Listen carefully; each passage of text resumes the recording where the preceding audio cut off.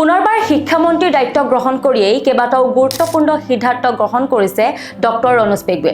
বিশেষকৈ চাহ বাগিচাৰ ছাত্ৰ ছাত্ৰীৰ বাবে কেইবাটাও গুৰুত্বপূৰ্ণ সুবিধা প্ৰদান কৰিছে। 198খন বিদ্যালয়ৰ ৯,৭14 গৰাকী ছাত্ৰ ছাত্ৰীলৈ বিশেষ যাতায়াতৰ সুবিধা প্ৰদান কৰা হৈছে। 11খন জিলাক সামৰি লোৱা হৈছে এই বিশেষ পদক্ষেপত। 2026 চনৰ 10 জুনৰ পৰা অৰ্থাৎ আজিৰে পৰা 2027 চনৰ 31 মাৰ্চলৈ এই কাৰ্যকৰী হ'ব এই বিশেষ আঁচনিৰ। প্ৰতিগৰাকী ছাত্ৰ ছাত্ৰীক 5,400 টকাকৈ আৰ্থিক সাহায্য দিব শিক্ষা বিভাগে। লগতে ৰাজ্যত পুনৰ শিক্ষক নিযুক্তিৰ কথাও ঘোষণা কৰে আজি ডক্টৰ ৰণোজ পেগুৱে। খুব কম সময়ৰ ভিতৰতে শিক্ষক নিযুক্তিৰ বিজ্ঞাপনো প্ৰকাশ পাব। ইতিমধ্যে 2027 বৰ্ষত শিক্ষকৰ পদ কিমান খালী হৈছে সেয়াও নিৰ্দেশনা ইতিমধ্যে আৰম্ভ হৈছে। আৰু এতিয়াৰ পৰা বিনামূলীয়া পাঠ্যক্ৰমৰ বাবে জিলাৰ পৰা ATPCয়ে সংগ্ৰহ নকৰে তথ্য, কিয়নো এতিয়াৰে পৰা শিক্ষা সেতুৰ জৰিয়তে এই তথ্য সংগ্ৰহ কৰিব লাগিব। আৰু এইবাৰ শিক্ষামন্ত্ৰীয়ে ঘোষণা কৰিছে যে অতি শীঘ্ৰেই বিনামূলীয়া পাঠ্যক্ৰমৰ যি সমস্যাৰ সন্মুখীন হ'ব লগা হয় সেই সমস্যাও দূৰীকৰণ হ'ব।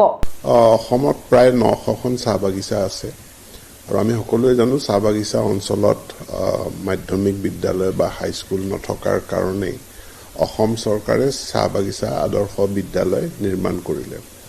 কিন্তু 900 চাহ বাগিচাৰ বিপৰীতে এনে আদৰ্শ বিদ্যালয় আমি প্ৰথম পৰ্যায়ত 118খন আৰু এতিয়া আকৌ আমি 80খন বিদ্যালয় আমি আৰম্ভ কৰিছোঁ।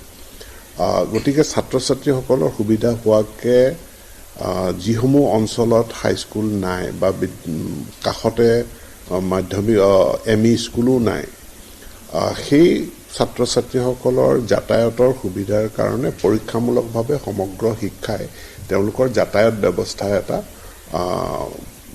স্কুল মেনেজমেণ্ট কমিটি বা স্কুল মেনেজমেণ্ট ডেভেলপমেণ্ট কমিটিৰ জৰিয়তে কৰিছে। আৰু এই বছৰৰ কাৰণে এই আঁচনিখন আজি শুভ উদ্বোধন হৈছে অসমৰ 11খন জিলাত।